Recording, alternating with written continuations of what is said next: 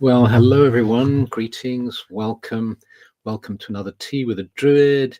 My name is Philip Carr-Gomm, and Tea with a Druid is brought to you by the Order of Bards, Ovates and Druids. And it's lovely to see so many people here already in the forest clearing from all over the place. And I'm seeing 2 people from New Zealand, from Costa Rica, from Germany, from New Mexico, from Northern California, from Maine and Phoenix and Washington and New Hampshire and Southern California and Italy and County Down and Deal in Kent and Knockholt in Kent and just along down the road there, and Amsterdam and Cape Cod in Massachusetts, all over the place. Belgium, Bromley, Sussex, Barkham, just down the road, and foggy Lincolnshire. And from Portugal, Zagreb in Croatia. Hello, Coco. Lovely to see you here. Glossop in Derbyshire, East Kilbride, southern Spain, the Cotswolds, Munich in Bavaria. So yes, so isn't that a good feeling that we're all gathering together? Celebrating being together, celebrating the fact that we can actually come together in this magical way so easily. We're blessed. So maybe let's just take a few moments just to settle in as more people gather and just check in and see how you're feeling. Take a deep breath in, hold for a moment, and then breathe out fully and deeply, just settling into being here. Nothing to do except be, and just listen and participate and share whatever you want to share. And then allow what you want to share about how you're feeling, what you're thinking, whatever's going on for you, whatever you want to express, if you want to express something. And then just open your eyes and type it in. And that way we can kind of get a feel for where everybody's at and how people are feeling. Well, more people arrive from Brittany and Mexico City, and that's lovely. Karasu in pain. I'm sorry to hear that. Feeling loved, feeling happy and grateful, feeling okay, full of awen, tired, intrigued, disabled and excluded, but happy about hostage release, flighty and fragile, lost. My 22-year-old dog passed away yesterday. 22 years, that's a long time. I'm sorry, Jay. I'm a little stressed, trying to self-regulate. Grateful to be here listening at a crossroads. Deeply grateful. Feeling the witchy magic from Samhain already in the air. Exciting. Yes, it's only, two weeks away now. Searching, both grateful and anxious. Feeling some internal fog lifting, a little frazzled today. Thinking feels scattered, physically resting and relaxing. Holding it together, stressed, feeling a little tired and scattered, feeling warmly content, feeling good, feeling balanced for the first time in ages. Torn between pessimism and optimism, feeling in peace. Tired but positive after the tarot conference. Anxious this evening. My husband and 3 kids are visiting family in the US, and I'm here in NZ with the other 3. I'm in this weird space where I miss them, but I'm caught up on laundry. I know how demanding laundry can be. Stephanie would be furious if she heard me saying that, because she does the laundry mainly. There's so many buttons and switches on the machine.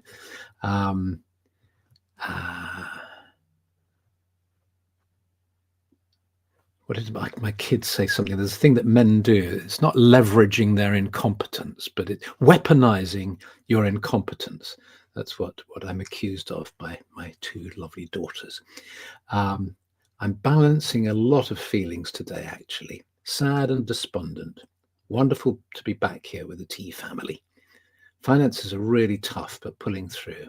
Feeling stale. Too much sitting around while fractured ankle heals. Thinking about the pollution and the bird flu, the state of our planet.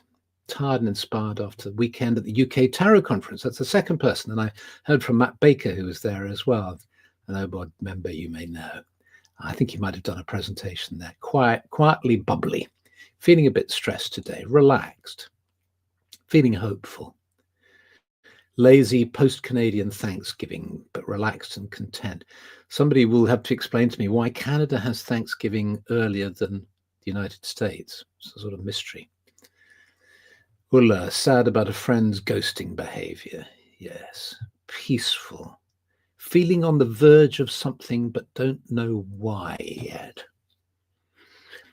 A lot of these feelings could come into the category. There's a book called The Dictionary of Obscure Sorrows. Wonderful title.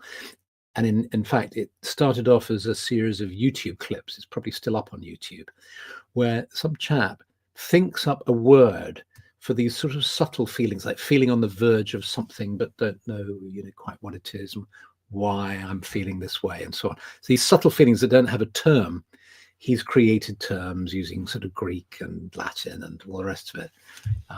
Cat Beats is feeling liminal. Sandy is excited because a new marine project is underway. Recognition that life is taking me in a new direction. Busy life, looking forward to an autumn change. Thankful on this balmy Thanksgiving day. Feeling my heart space alert. Grateful for this community. Peaceful, parked up at Castle Rig. It's an interesting place to be. Wonderful stone circle. Relaxed, tired but happy. I'm blessed with amazing DNA. Hooray. I guess that means you've just done an ancestry.com test or something and discovered all sorts of interesting things. Grateful and happy to be with Tea with the Druid. Tired, getting used to the dark evenings, stressed. Thankful to be here. Thankful to be starting a new spiritual journey. I'm always here. I'm always now. Restless and anxious, hoping that the feeling of loneliness will dissipate that. Shifting energy, tired. Working on a health issue, but overall content. Happy to hear about the hostage release. Yes, exactly, hostages release.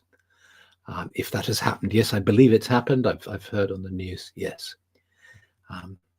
Okay, feeling content but somewhat stalled, spent but positive. So interesting how everybody expresses how they're feeling in sort of different ways. Relaxed and relieved, scared, glad to be here. Feeling lost but not alone. Interesting distinction there. Lost but not alone. That immediately, you want to sort of unpack that, don't you, and find out more, to say, what do you mean by this? And so on. Relaxed but a little tired. Lost my job and looking to a brighter future. Feeling stale. Yes, Pat Booker. Moved, watching news of families reunited. Yes, that's always lovely to just see the incredible joy after all that terrible suffering. Thank heavens we've reached this stage. It's taken so long. Trained off to my husband's funeral. I'm so sorry, Anita. Yes. Trying on wigs, so feeling childish. Tricia saying, I lost my beloved cat a few weeks ago, irreplaceable. Grateful for any wins. Okay. Okay, there's so many. I better stop, otherwise we'll be here all evening. But isn't it just lovely to hear people's responses? That's lovely, and almost 300 of us here. So I'll just share with you how I'm feeling. I'm feeling good, and I'm feeling excited. I have certain interests when I dive into what I'm passionate about and fascinated by and interested in. It always brings energy with it, and I always feel good from that, even if I'm feeling tired or whatever, which I'm not at the moment. But if I was, however I'm feeling, if I've got an interest, that's kind of what keeps me going, really. And a topic that's dear to my heart at the moment is one that I'm going to be giving this webinar that's coming out. Well, it's recorded already, so you'll see the link underneath here, and it's in a few days' time. I'm giving it with the Shift Network, and it's about the connection between Eastern and Western streams of spiritual teaching. It's an inspiration that's been with me from ever since being young, being fascinated by Buddhism and the Dharmic traditions, and by Druidry and Druidism at the same time, and then for a long while being a bit confused about which way to go, and then discovering that they share the same roots. Extraordinary, strange historical fact that they share the same root. So that particular talk or just conversation, it's on at a very good time if you're on the west coast of America or the east coast of America. It's not good if you're in Europe or Britain, unless you're a night owl, because it's at midnight. But if you kind of register on the thing, and they'll send you an email with a link to watch the recording, that seems to be the most sensible thing to do. So what I'd like to offer this evening is a meditation, again, bringing together these two inspirations. And I'm just going to glance at the comments here, because there are lots of different comments.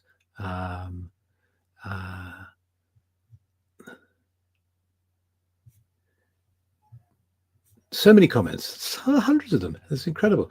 Oh, yes, let's have a look at this. I listened to Munkan's talk of the other world. It was quite lovely and explains his ecstatic nature even on his deathbed. There's Munkan Magan, who died very recently, who I talked about in the last Tea with a Druid, and who I interviewed for Tea with a Druid about a month ago now.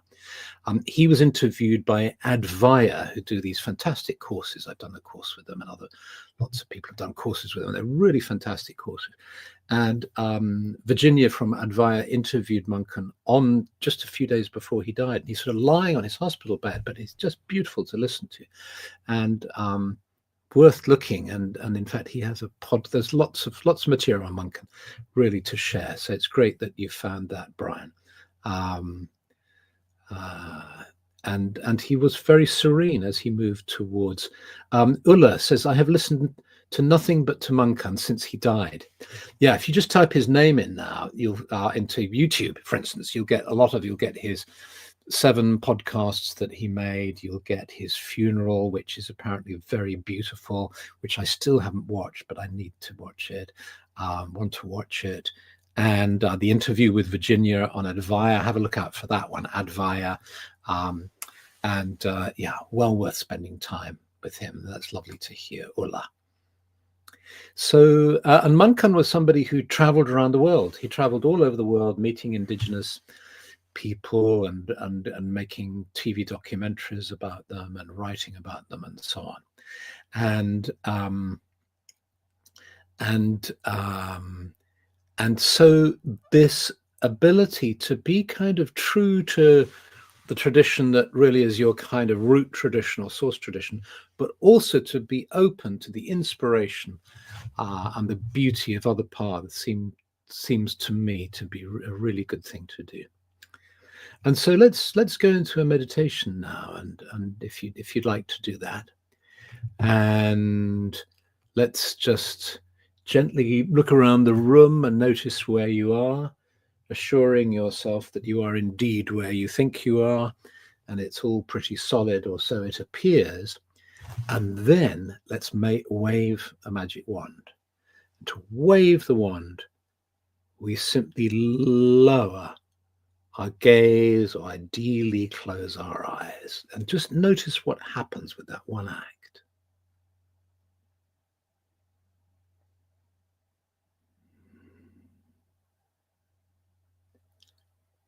We drop into a different state of awareness.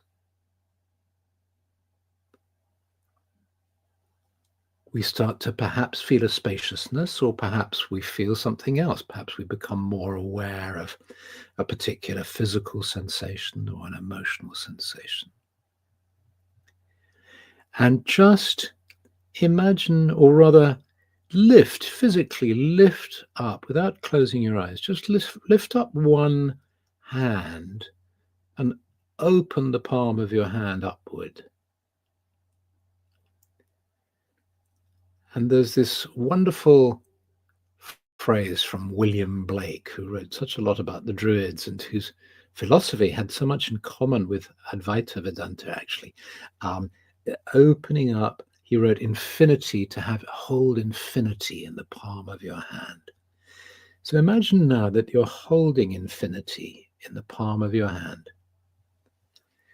and just having that sense of infinity in the palm of your hand. Move the palm of your hand and just touch your heart.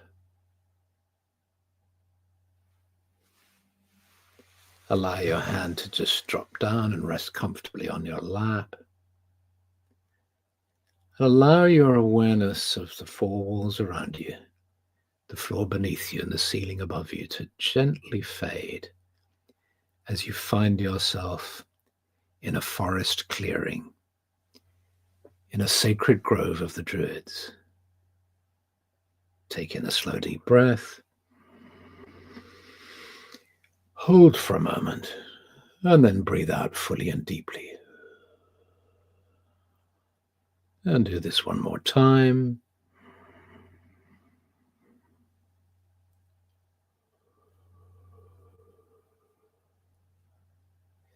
And imagine now that you're just stretching out your hands and touching the earth. You're seated on the earth in a wonderful circle, about 300 people in a circle in the forest, a small little fire burning in the center, the trees around us, the sky above us.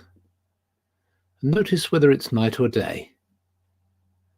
For me, as I look up, I just see the first stars of night appearing in the sky, twinkling. Maybe different for you. Just notice the sky, and then move your attention down to the earth now. And sense the solidity of the earth beneath you. And yet, even though it's clearly solid because it's supporting you, you sense how wonderfully open and fluid it is in another way. It's just energy of a different form. All this life here, all the decaying matter, all the mycelium of the roots, the moisture, the rocks, the crystals, the living creatures in the earth. Such a vibrant, rich place that you're seated on. And you are a part of, because your energy field drops down beneath you into the earth. So you're sitting on it, but your energy field is actually partly within the earth. And your energy field acts like roots that draw the earth energy up into your being. Just opening to that energy flowing up into you, bringing you a sense of peace and stability.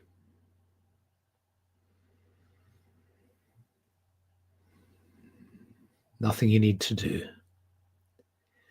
Just breathing in and breathing out.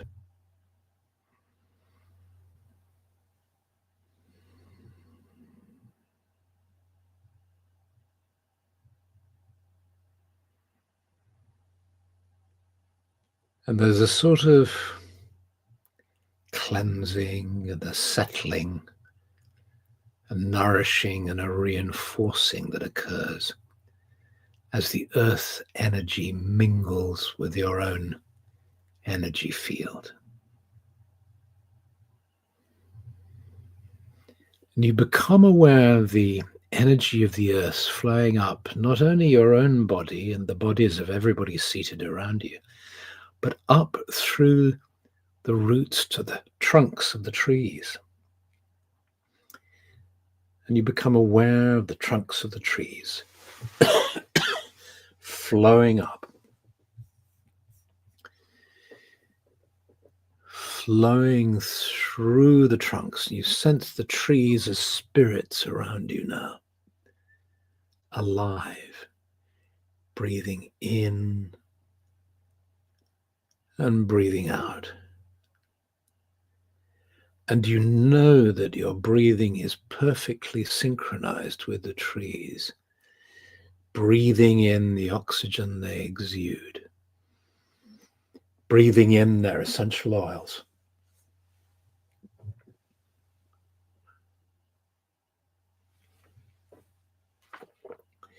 breathing in the healing energy that these trees bring. This healing energy that encourages us to feel upright and upstanding, filled with integrity,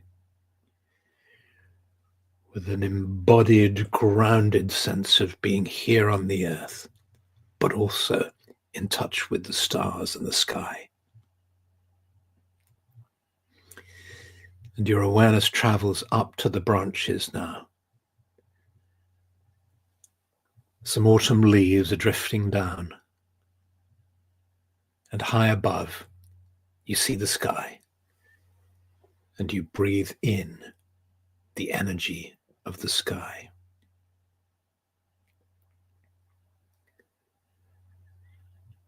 And the energy of the sky, you notice, is different again from the energy of the earth and from the energy of the trees. It's different. To see if you can notice or see what you sense is different about this sky energy as you breathe in and out.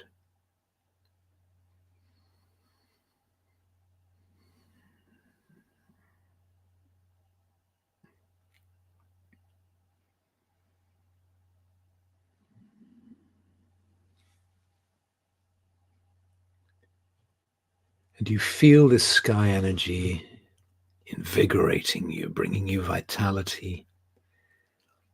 And the energy of the sky meets the energy of the earth within the center of your being.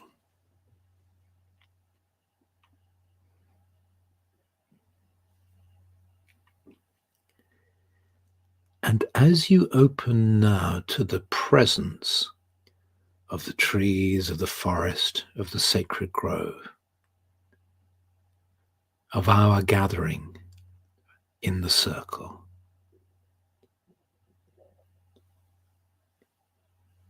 let me read to you from the Vijnana Bhairava Tantra. Trees have desires.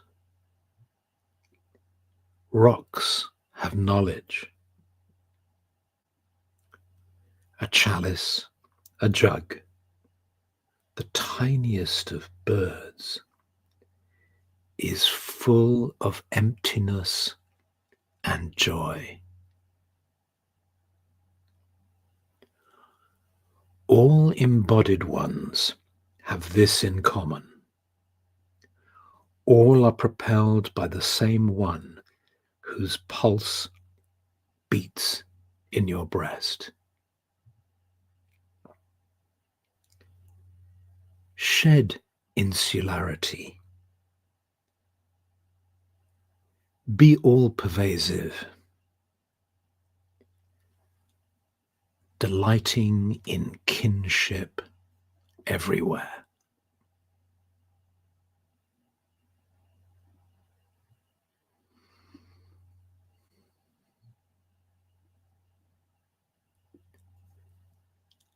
And as you open to this idea of delighting in kinship everywhere,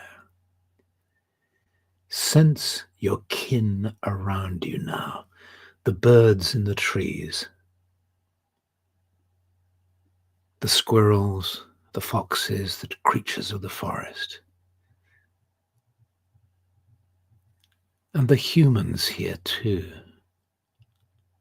All are kin.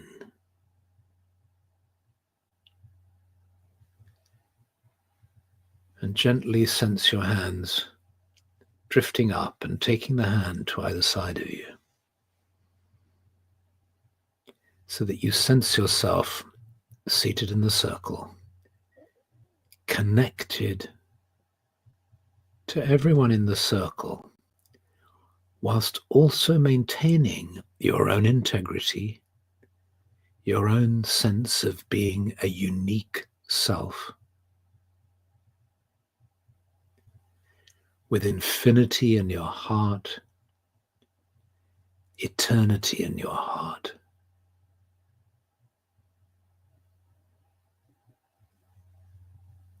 But also embodied in time, embodied in space. What an extraordinary privilege and joy to be in contact with the timeless, with beauty, with kin, with uniqueness and particularity, with being an individual being here and now, capable of connecting in so many ways to life, having the capacity to exist on so many different levels of consciousness, in the worlds of dream at night, in the waking world during the day, in altered states such as this in meditation. What fullness and richness. And you sense the community around you, this circle of beings. And we ask that peace might prevail on earth.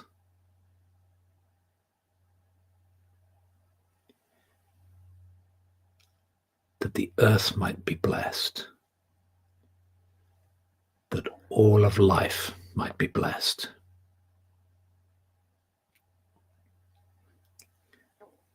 And you gently squeeze the hand to either side of you. And you let your hands drift down to the earth. You touch the earth. May the land be blessed. May the earth be blessed.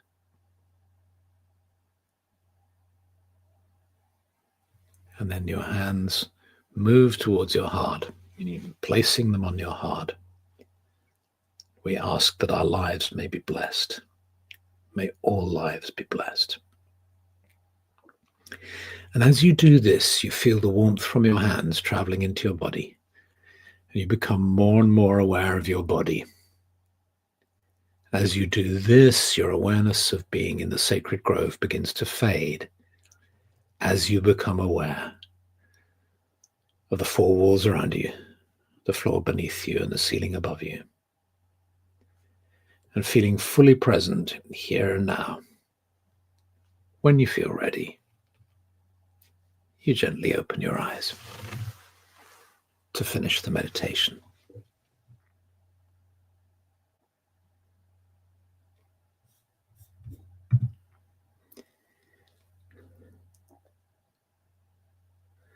I got jolted out of that sense of kinship when I sensed my cat's claws in my leg. Not sure he's a very spiritual creature. Says Pat Booker, whose Mount Hemus paper you will find on the druidry.org site, and which is an absolutely splendid, beautifully written piece, which I do urge you to read. Look for Pat's Mount Hemus paper on the druidry.org site.